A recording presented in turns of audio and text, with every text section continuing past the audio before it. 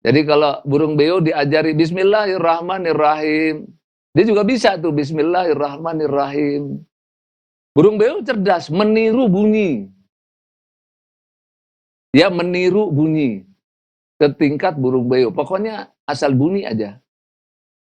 Ya, Bapak Ibu, para sahabat semua, Assalamualaikum warahmatullahi wabarakatuh. Kita bersyukur pada Allah Subhanahu wa Ta'ala. Kita masih diberikan nikmat oleh Allah, nikmat iman, nikmat Islam, nikmat sehat. Kita juga bersyukur pada Allah diberi kesempatan untuk senantiasa meningkatkan keimanan dan ketakwaan kita. Hari ini tema kita Siratal ladzina an'amta alaihim, ya. Tema kita itu. Namun sebelum itu, memang kaitannya dengan sholat yang khusyuk. Kembali saya ulang bahwa sholat yang khusyuk cara Rasulullah itu sebenarnya sederhana. Ya, sederhana sekali, yaitu Rasulullah sholatnya pasti tumakninah. Rasulullah sholatnya pasti paham, memahami. Rasulullah sholatnya pasti menghayati apa yang dibaca dalam sholat. Ini satu kepastian, ya. Nah, sehingga kalau di bahasa Arab kan, Rasulullah sholatnya tumakninah, tenang. Rasulullah sholatnya paham. Maksudnya itu tapakur, berpikir. Berpikirnya itu ke arah yang dibaca makna-makna. Paham. Rasulullah menghayati, menjiwai apa yang dia bacanya itu.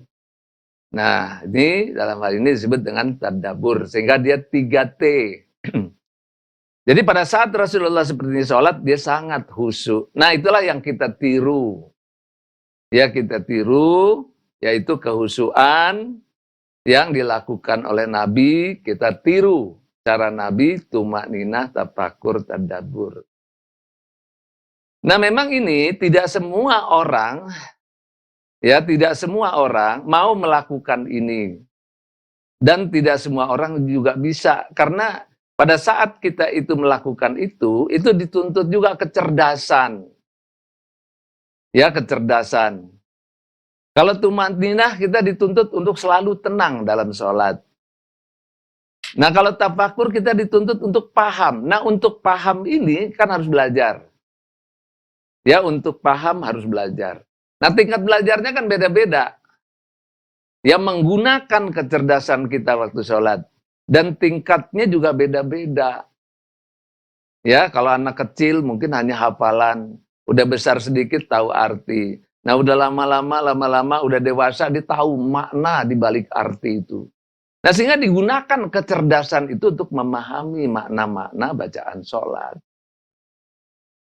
Nah, ini Bapak Ibu yang kita ketahui tentang makna-makna bacaan sholat itu. Jadi ada kecerdasan yang dipakai waktu sholat.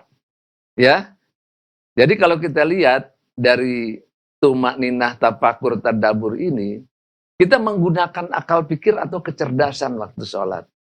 Nah, ternyata kalau kita ingin telusuri, kecerdasan waktu sholat itu, ya, kecerdasan waktu sholat itu memang ada beberapa tuh.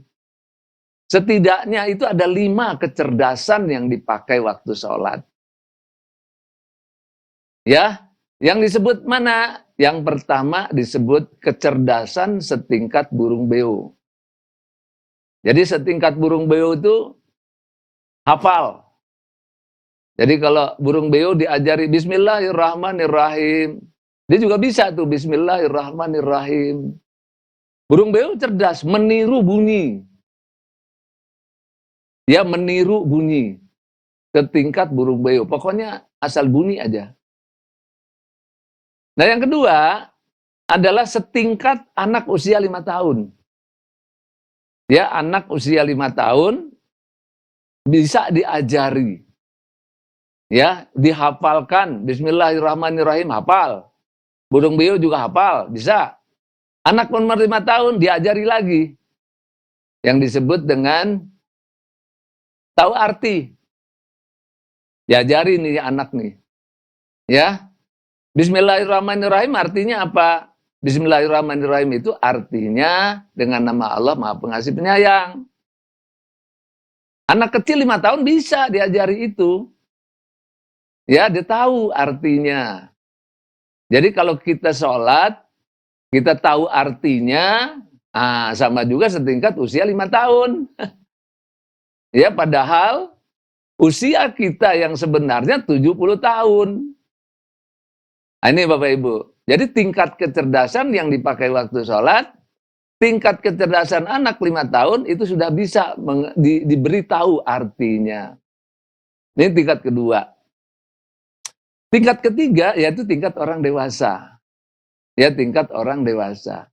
Jadi orang dewasa ini bukan hanya tahu artinya, tetapi memahami betul maknanya. Jadi memahami betul maknanya. Kalau anak 5 tahun itu artinya tahu. Ya, dia bisa ucapkan tuh. Bismillahirrahmanirrahim dengan nama Allah Maha Pengasih Maha Penyayang. Tapi kalau udah dewasa, itu timbul pertanyaan.